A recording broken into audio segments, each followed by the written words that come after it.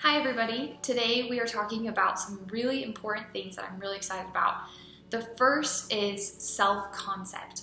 And then after we talk about self-concepts, we're also going to go over our goal tracking sheets and create some actionable statements that you can use to start working on your habit goals. So let's talk about self-concepts. Self-concepts are an idea of the self, and then that's constructed by what other people tell you about who you are, as well as what you tell yourself about who you are. And it's something that develops over time with our past experiences and our habits and our lifestyles. For example, a self-concept that some people have is that they are not a morning person. And therefore, they cannot do activities in the morning, they can't take that class because it's held in the morning, they're not a morning person.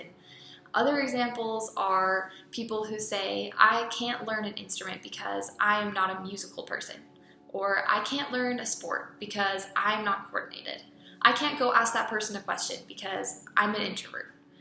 I can't go to that party and meet a bunch of new friends because I have social anxiety. There's a lot of different concepts that we tell ourselves, and while it is possible to be born with tendencies towards being an introvert or having anxiety or not wanting to wake up in the mornings, not being someone that does well in the mornings, that does not mean that those concepts or those tendencies have to define you in your life. Really, who says that you're an introvert? Is that something that you're actually born with, or is that something that through your life experiences you have leaned towards and eventually become? I would challenge you to think about your self-concepts and challenge those. Think about, really, am I an introvert? Why do I think I'm an introvert? Why do people tell me that? Why do I think that I am incapable of speaking up and talking to other people, getting to know other people well? I think that it's really important that we don't pigeonhole ourselves into thinking that we are a certain way, when really there's no law that says that you have to stay that way, even if you've been like that in the past. And maybe you're not even actually like that, but it's just in your mind that you are. So think about those things. Think about your self-concepts. Think about what other people think about you or say about you, what you say about you. You could ask people what they think describes you if you need help to think about, like, what are my self-concepts? What am I like?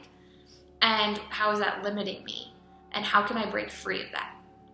I think this is really a great way to increase self-confidence and to increase your ability to look past the things that have been keeping you back for a long time.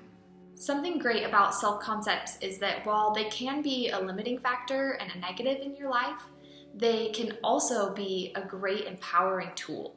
They can really be a positive in helping you accomplish your behavior change and your habit goals. So for example, I have to catch myself often because I used to have the self-concept that I am an introvert. And that would it would limit me from commenting in class and going up to new people and talking to strangers. It was difficult for me. But what I had to do was just completely change my mindset and change the concept that I was telling myself. So rather than saying, I am an introvert, I tell myself, I am somebody that comments when I have something to say. For example, if we're talking about being in class.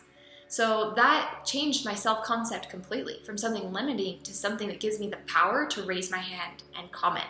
Just that simple sentence of, I am somebody that comments when I have something to say, changes me and allows me to put myself out there. The same thing could be used for exercise. If it's been difficult for you to exercise every day, then all you have to say is, I am somebody who exercises every single day. And just tell that to yourself and believe it, because you are capable of making any change and of being anybody who you tell yourself to be. Now, that doesn't mean that you are immediately going to be able to exercise for hours at a time and lift heavy weights and run miles and miles. But what it does mean is that you are somebody who exercises every day. And that could be for 2 minutes. It could be for 5 minutes. It could be a quick jog, going on a walk. It doesn't have to be anything big, but you just have to follow through on what you tell yourself to help yourself believe that it is true. It wouldn't work to say, I'm somebody that exercises every day and then not exercise, right? Or I couldn't say, I am somebody that comments when I have something to say and then not comment, because then it wouldn't be true. But telling yourself that it's true gives you the power that you need to make it true. I hope that that makes sense.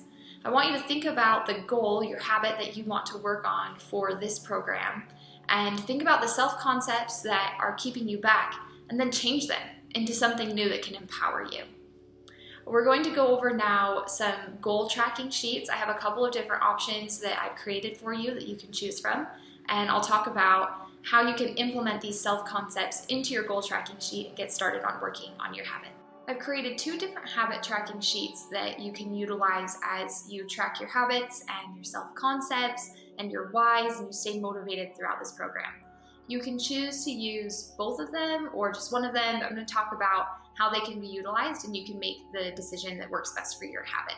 So the first habit tracking sheet that I've created is this one here. It includes a space for your habit, your why, your self-concept, and some different actionable goals.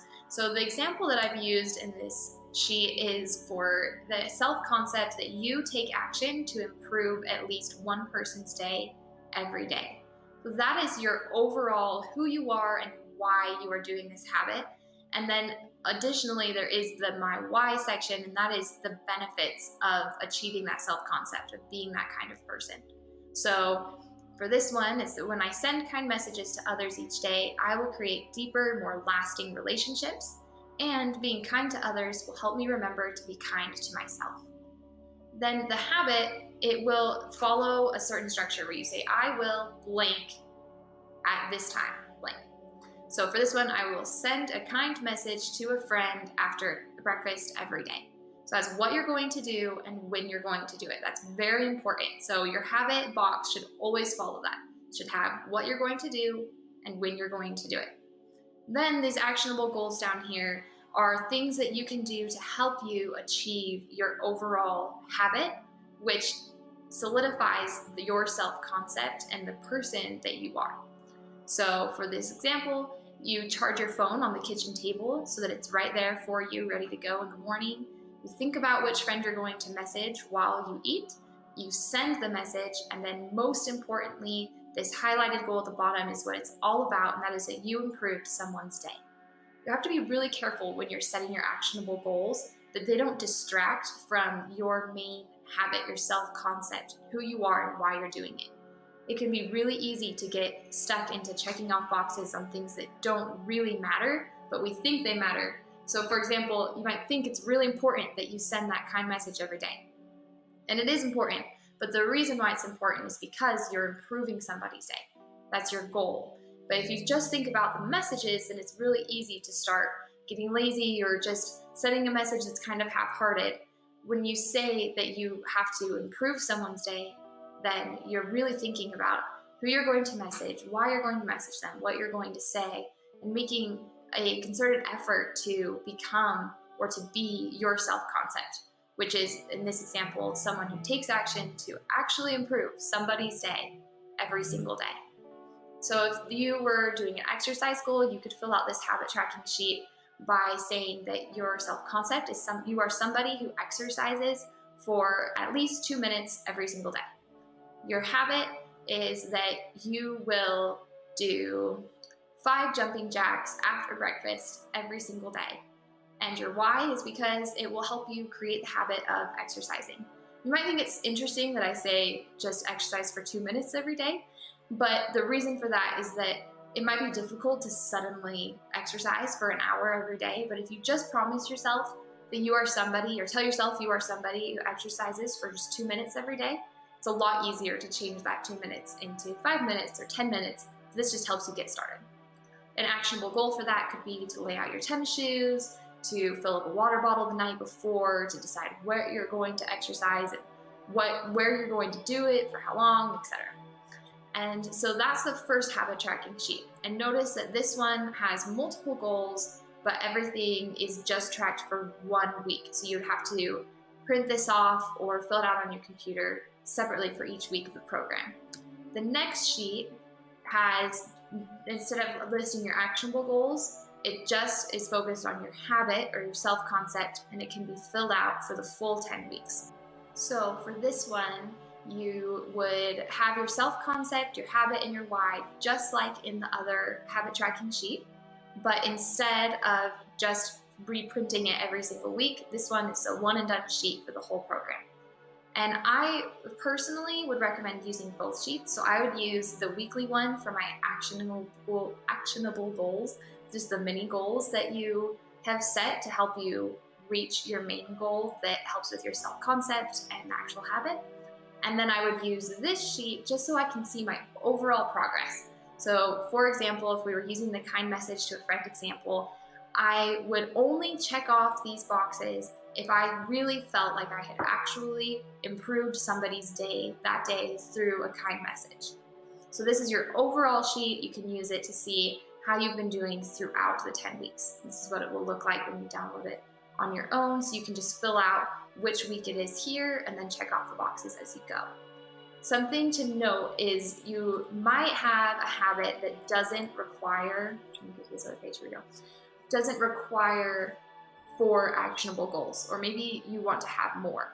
So, or maybe so for example, if you were doing an exercise goal, all you need to do to feel ready to go and to get going on your habit is to set out your tennis shoes and exercise clothes the night before. And if you do that, then you will be able to meet your main goal, which is you exercise that day to improve your health.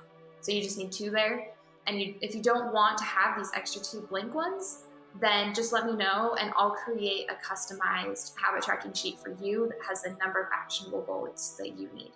And no worries if you don't want to change it, but personally, I like to have things look pretty and succinct and be just exactly what I need and only what I need. So I'm happy to do that for you. You can just message me and say how many actionable goals you would like, and I'll make that change on your sheet. If you have any questions about how to do the habit tracking or how to choose a good habit or good actionable goals, or how to identify the self-concept that will help you to achieve your habit, then please feel free to message me and we can set up a one-on-one coaching session, or you can even just shoot me an email and I can respond that way as well. Awesome. I'll talk to you guys in a couple of days.